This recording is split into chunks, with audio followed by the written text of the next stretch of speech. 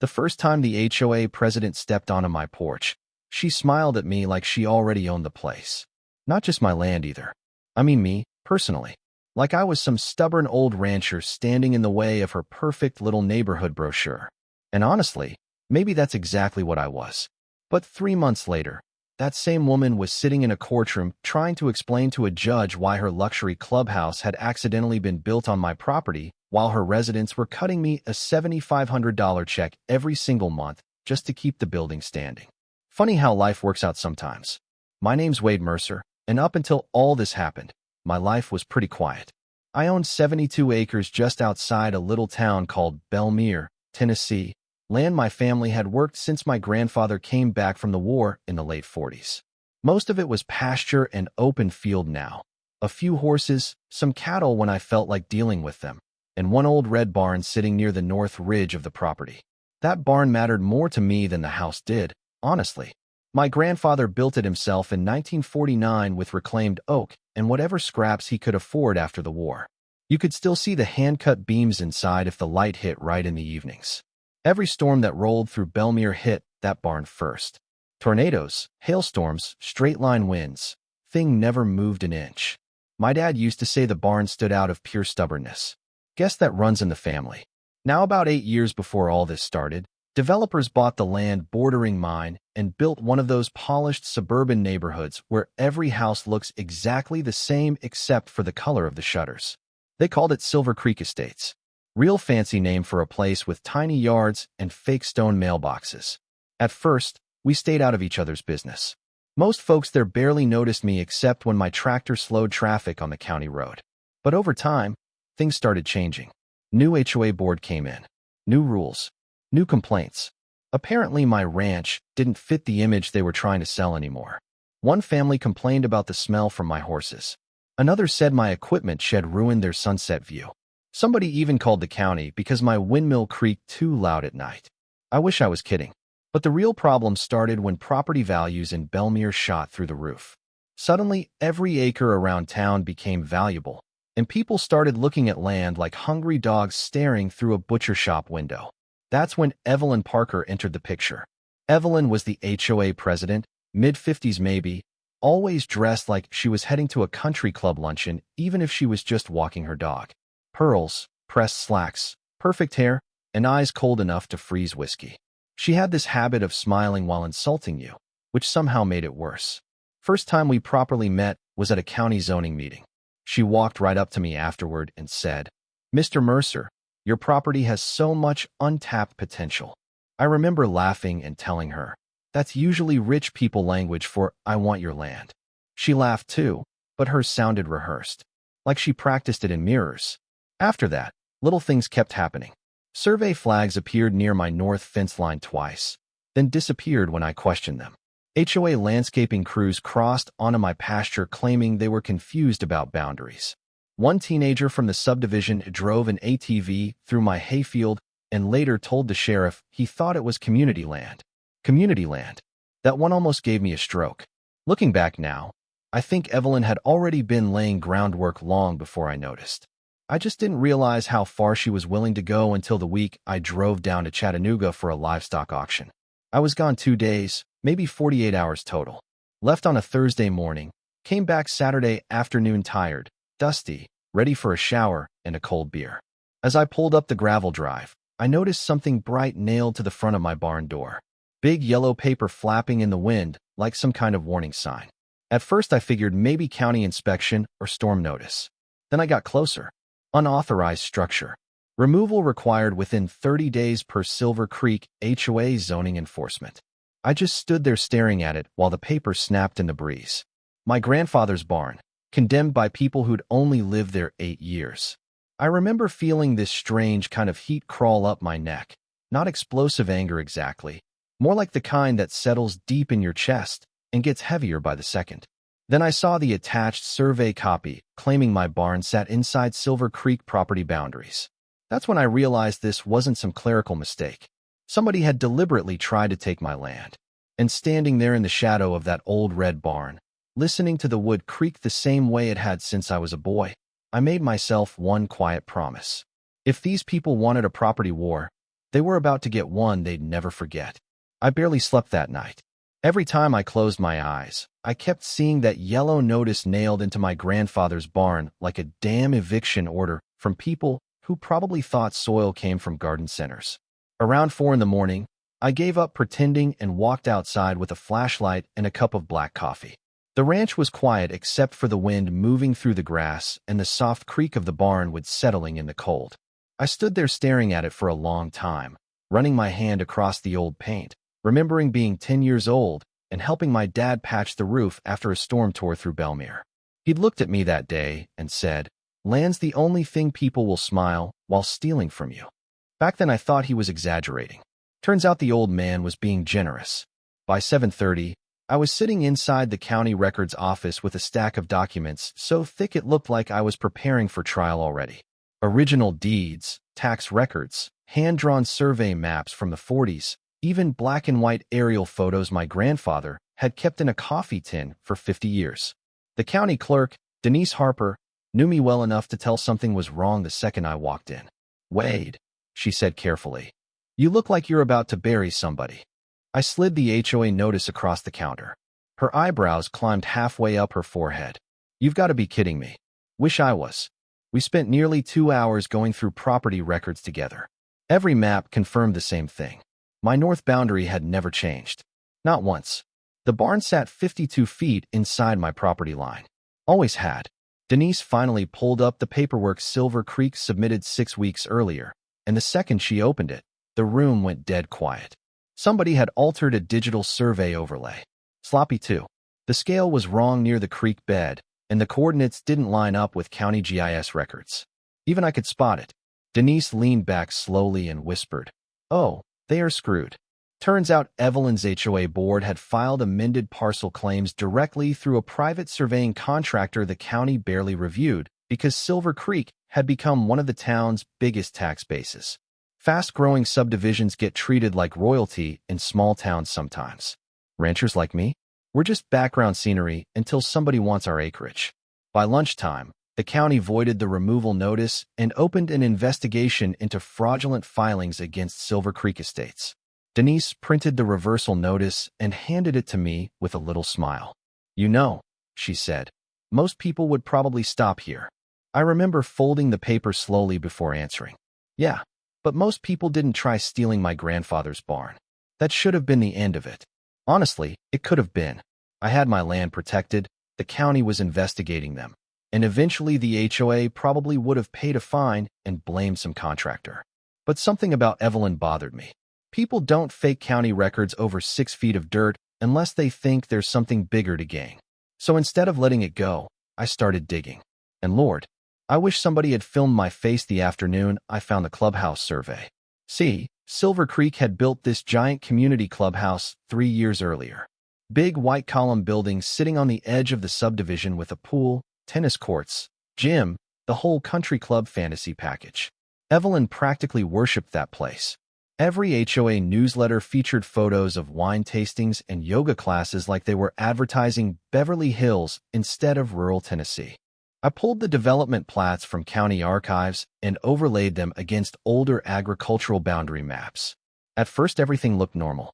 Then I noticed one corner measurement near the eastern retaining wall didn't match the utility easement records. Just 6 feet off. 6 feet. That was all. But 6 feet across a structure that size? That changes everything. I called an independent surveyor named Hank Barlow, old Vietnam veteran with one eye and absolutely zero patience for rich people. Hank spent 2 days walking the boundaries with equipment while chewing tobacco and muttering insults about modern developers. On the third afternoon, he drove up beside me in his muddy pickup, spit into the gravel, and said the 5 most beautiful words I'd heard all month. "Well, I'll be damned, Wade. You own their clubhouse." I laughed so hard I nearly dropped my coffee. Turns out Silver Creek's retaining wall, fitness room extension, and part of the pool deck crossed directly over my eastern property line. Not by accident either. Hank figured the original builders probably realized the grading wouldn't work unless they shifted construction slightly downhill onto my ranch. Maybe they assumed I'd never notice. Maybe they planned to buy that strip later. Or maybe they were just arrogant enough to think country people don't check paperwork. Either way, They built millions of dollars of amenities partially on my land. And suddenly Evelyn's little land grab made perfect sense. If they could shift my boundary north and absorb the barn dispute quietly, then nobody would ever question the clubhouse placement. They weren't trying to take my barn because they wanted the barn. They were trying to cover their own mistake. That realization changed everything. Because now this wasn't just some HOA power trip anymore. This was calculated fraud. I filed a formal encroachment complaint the very next morning. My attorney, Caleb Dunn, drafted the paperwork while grinning like a kid on Christmas morning. "Wade," he said, flipping through survey photos. "Do you understand how catastrophically bad this is for them?" "Starting to." "No," he laughed. "I don't think you are. We sent Silver Creek certified notice demanding immediate removal of all unauthorized structures crossing onto Mercer Ranch property." Real polite wording, too. Lawyers love sounding civilized while setting people on fire. Evelyn showed up at my house less than 24 hours later. I was repairing fence posts near the driveway when her black Mercedes came flying down the gravel road fast enough to spray dust across my pasture. She stepped out wearing sunglasses and this cream-colored blazer like she was arriving for a television interview instead of a confrontation. "Mr. Mercer," she snapped, "I think we both know this has gotten out of hand." I leaned against the fence post. "Funny. I was thinking the same thing when your HOA tried condemning my barn." Her jaw tightened. "The clubhouse issue is a minor surveying discrepancy. Trespassing's the legal word, I think." She pulled off her sunglasses slowly, and for the first time, I saw something crack beneath that polished smile. Fear. Just a little. But enough. "Do you have any idea how many families use that clubhouse?" she asked. "Do you have any idea how many memories are inside that barn?" I answered. That one landed. You could see it in her face. But instead of backing down, she doubled down the way proud people usually do when they realize they're losing. She started threatening lawsuits, county appeals, development pressure, environmental reviews. Every intimidation tactic rich neighborhoods use against people they think are smaller than them. Then she made the mistake that sealed everything. She looked past me toward the barn and said, very quietly, "Old things fall apart eventually, Mr. Mercer. Sometimes it's better to let progress happen." I swear the whole ranch went silent after that. Even the wind stopped. I took a step closer and told her, calm as church on Sunday, "You should leave my property now, Evelyn." She held my stare another second before getting back into her Mercedes and driving away hard enough to fishtail gravel across the road. And standing there beside my grandfather's barn, watching dust disappear into the Tennessee heat, I realized this thing had already gone way beyond landlines and paperwork. Evelyn didn't just want property. She wanted victory, control, proof that people like her could erase people like me whenever it became profitable enough. Problem was, she'd picked the one stubborn rancher in Belmere who still believed some things were worth fighting dirty for. The court hearing started on a rainy Tuesday morning, and Belmere hadn't seen gossip spread that fast since the mayor got arrested behind a Waffle House back in 2008. Half the county showed up just to watch. Farmers, retirees, contractors, even a few Silver Creek residents who suddenly realized their beautiful little clubhouse might actually be sitting on borrowed land. I walked into the courthouse wearing my only decent suit, carrying a cardboard box full of records older than most people in that room. Evelyn arrived 10 minutes later with 2 attorneys, a leather binder, and the kind of confidence people wear when they've spent their whole lives believing money automatically wins arguments. Funny thing is, courtrooms don't care much about confidence when paperwork starts talking. The judge, Harold Bennett, had been on the bench almost 30 years. Old school type of man. Didn't smile much. Didn't tolerate nonsense at all. And from the second proceedings started, I could tell he already smelled something rotten. Silver Creek's attorneys tried spinning everything as a harmless administrative misunderstanding.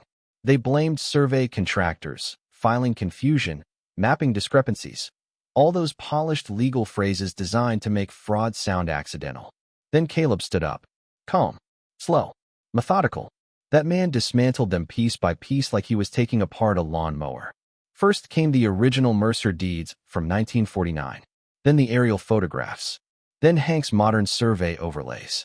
Then county GIS records showing Silver Creek's amended filings suddenly shifting right after clubhouse construction permits were finalized. Every time another exhibit hit the projector screen, Evelyn looked a little paler. But the moment that really broke the room came when Denise Harper testified. She explained exactly how the HOA's submitted parcel overlay had been digitally altered before filing. The judge leaned forward and asked her directly, "Ms. Harper, in your professional opinion, was this an accidental clerical error?" Denise didn't even blink. "No, Your Honor. Somebody intentionally manipulated the boundary data. You could actually hear people murmuring behind us." Evelyn's attorneys stopped looking at the jury box after that. They just stared at their notes like maybe words would magically appear and save them. Then Caleb delivered the final punch. He displayed the clubhouse survey beside the original ranch boundary and highlighted the 6-foot encroachment in bright red. Pool deck, fitness room, retaining wall, all crossing onto Mercer property. Caleb looked directly at the judge and said, "Your Honor, Silver Creek attempted to erase my client's lawful structure because acknowledging his legitimate boundary would expose their own unlawful construction." Silence. Heavy silence. Judge Bennett removed his glasses slowly, looked toward Evelyn, and asked the question that ended everything. "Mrs. Parker, did your association knowingly file altered boundary claims against Mr. Mercer's property?" Evelyn opened her mouth, closed it again, then glanced toward her attorneys. And right there, in that tiny pause, everybody in the courtroom knew. Judge Bennett ruled 2 weeks later. Honestly, it wasn't even close.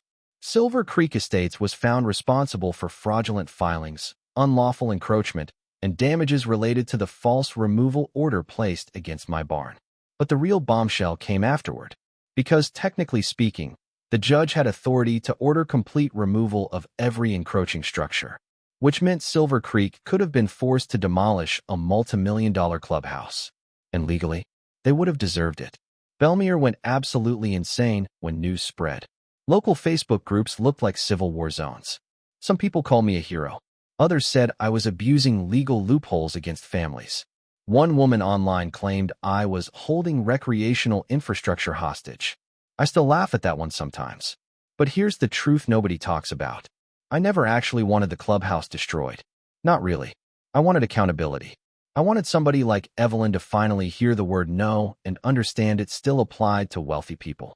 So before the final enforcement order went through, Caleb approached their legal team with an offer. Silver Creek could lease the encroached land from me permanently instead of tearing the structure down. Commercial rate, strict terms, automatic penalties for missed payments, and one very specific clause giving me demolition rights if they ever violated the agreement. The HOA board fought about it for nearly a month. Residents were furious. Property values started wobbling. Apparently, people don't love paying luxury HOA fees when the luxury technically belongs to somebody else. In the end, though, they signed. They had no choice. $7,500 a month. Every month. Direct deposit into my account on the first business day. Sometimes I still stare at those payments and laugh quietly to myself while drinking coffee on the porch. The same people who tried erasing my family's history now literally finance my retirement to protect their precious clubhouse. As for Evelyn, she resigned 6 weeks later. Last I heard, she moved to Nashville after the scandal basically turned her into the villain of Belmere. Haven't seen her since the courthouse steps. Though I'll never forget what she said while walking past me after the ruling. She stopped beside me, looked out toward the rain, and said softly, "You enjoyed this far too much." And maybe she was right, because I looked back at her and answered, "No, Evelyn, I just enjoyed winning. These days, life's quiet again. The barn still stands exactly where it always has, red paint faded, wood groaning in the wind, stubborn as ever. Sometimes Silver Creek residents wave at me now when I drive past. A few even apologized privately after learning the full story. Turns out not everybody inside those neighborhoods is bad. Most people just follow whoever talks the loudest until consequences finally show up. But every now and then, usually around sunset, I'll walk out near the North Ridge and look across the fields toward that big fancy clubhouse sitting partly on my land. Lights glowing, pool sparkling, people laughing on patios they technically rent from the old rancher they tried pushing around. And I can't help smiling a little, because my grandfather used to say land remembers who respects it, and eventually, it settles its own scores. But I'm curious what you think. If somebody tried taking your family property the way Silver Creek came after mine, would you have settled for the lease like I did, Or would you have torn the entire clubhouse down and made a lesson out of it? Let me know in the comments. And if you enjoy stories about greedy HOAs, property wars, and people finally getting exactly what they deserve, hit that like button and subscribe. Trust me, Belmere isn't the only town with stories like this.